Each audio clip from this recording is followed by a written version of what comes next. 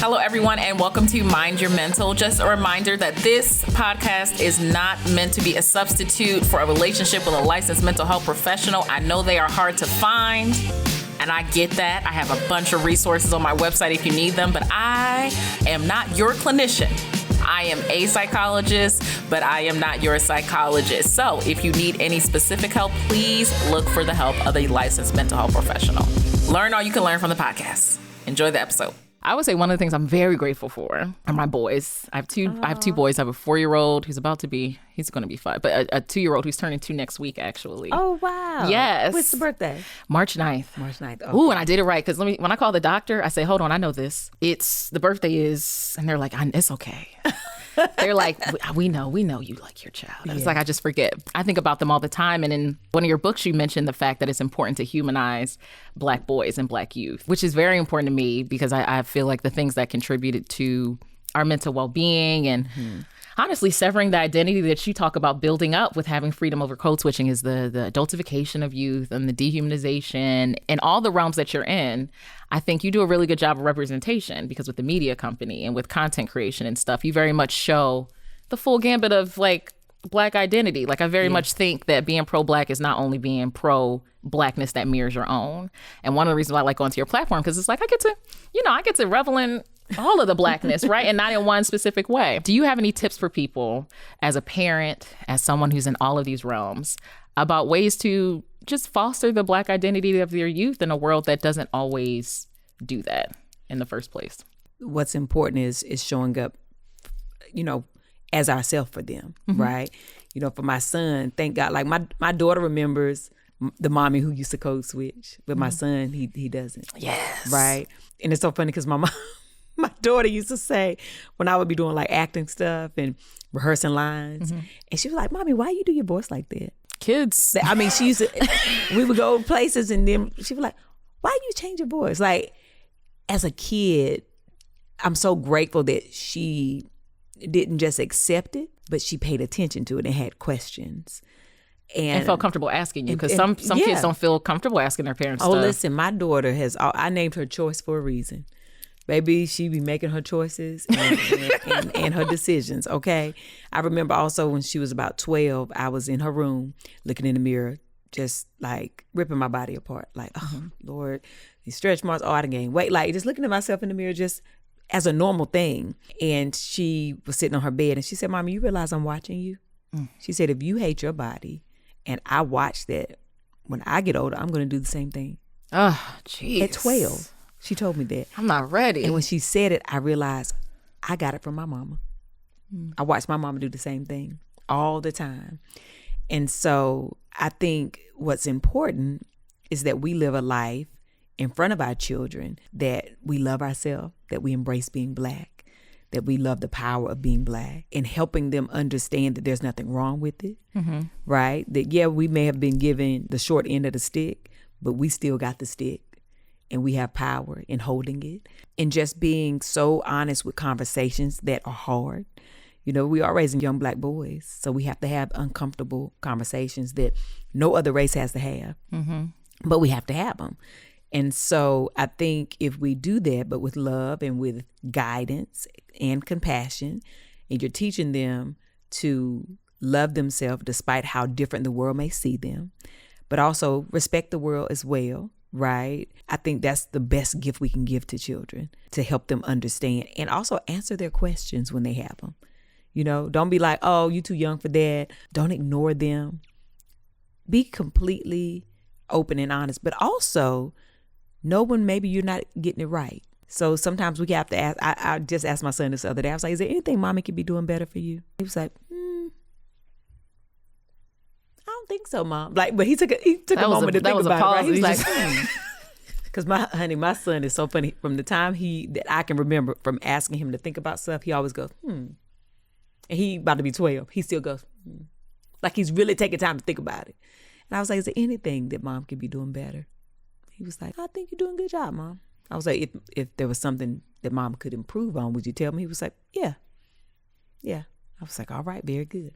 But you've also fostered that relationship, because when you say making sure that you feel comfortable answering the questions. Children have to feel okay answering the questions or asking you the questions in the first place. Yeah. And the same way we honor our ancestors who very much fought to survive just so that we can thrive. Yeah. I think it's also important to acknowledge that we're living off of obedience because it could have been life or death, and we need to focus more on respect. Like obedience builds resentment and it's based in fear.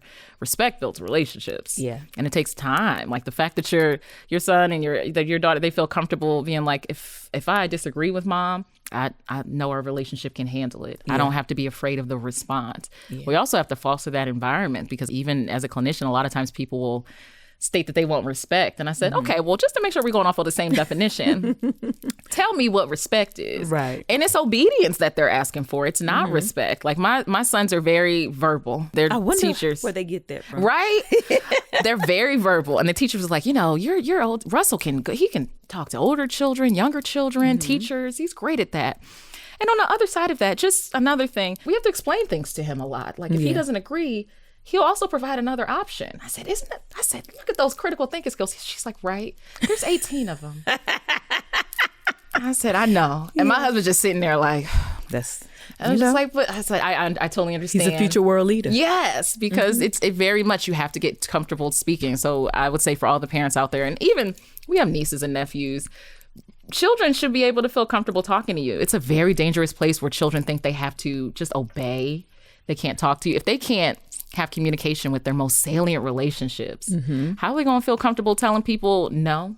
Yeah. Advocating for themselves, all of that. So it's unlearning as parents, especially my generation. We have to unlearn some of the things that were done to us from our parents, right? And listen, I had the best mom and dad in the world. I still, I'm a daddy's girl, but he did a whole lot of things wrong. And we've talked about those things. And I did a whole lot of things wrong with my daughter. She was the guinea pig, as I always tell. I was like, mommy was trying to figure out. I knew I didn't want to do it the same way my parents did it. Some things, yes. Some things I was trying to figure out. I was like, so a lot of it mommy got wrong. And then, because sometimes she'll see, how we parent her brother, but they're 10 and a half years apart. I said, girl, we have you to thank for that. Thank yourself. You are part of why we have a different type of grace and patience and understanding. And so she'd be like, girl, y'all would never let me get away with such and such. I'm like, but thank God that we learned. Yes. Right? So the most powerful thing that I unlearned was you don't ask why. Growing up, it was like, because I said so. Yes, which that was the most frustrating thing. Terrible. It's a terrible way to parent. What you mean because I said so? But you didn't give the child anything, right? And so with my children, I had to unlearn that. And so I remember when my daughter was very small, I remember the first time I feel like I heard it come out my mouth. Like I told her to stop, and she said, why? And I said, because I said so. And I was like, oh, Lord. Sometimes you say stuff and it's your mother. Because my mother comes out of my mouth sometimes. Right. And I say, when did she get here? Because we're influenced without even knowing we influenced, right? We have to unlearn those behaviors. And so, with my son and with my daughter, honey, they will let you know how they feel in the most loving and respectful way. Yeah. And so they know that now they know they can't talk to me crazy. And I always say that like now, have some sense. Now you want to stay here. You can rein it in. I'll be like, all right now. Typically I'll say, all right now. Yeah. Now who you talking to? Now. Okay, now we ain't gonna get crazy. Chill. Okay. I'm your mama and that's your daddy. Yes. So I don't talk to me crazy. We can have a conversation, but you're not gonna talk to me crazy. So it's a difference. I don't want people to be like, oh, it's gentle parenting. No, you can gentle parent. Yeah. Without everybody getting crazy. I treat my children like human beings. Absolutely. Like in the whole aspect of, I explain things. It increases their verbal. Boy talks. I love it. But like it increases their verbal. But I also want him to get used to feeling comfortable because we're not going to be around them all the time. So I want to foster this. Like if you have a question, you ask. Okay. Yeah, absolutely. Like if you don't know something, you ask. Don't try to do something without help. Yeah. Just ask and try first. And I think that's amazing because absolutely, that's not the kind of generation we want. Yes. Feeling fearful. I think a lot of times, especially in Black parenting, it's hard to foster things in the next generation that you never got. Yeah. So part of it is unlearning and kind of parenting yourself. I remember one patient, I gave homework, and it sounds very silly, but she was never able to open more than one cereal. And it was just such a restriction. And she was struggling with her child being like, well, why she get to do it? And I'm like, oh, it's your rule. Why doesn't she get to do it? She was like, oh, I never got to do it. Okay. Did you like that? No. Open the flipping cereal, girl. Like, open, get it. Yeah. You know? And maybe I ain't got a taste for that one. I want to try. I want to eat this one. And even just going with it, and she was just like, I said, I'm curious.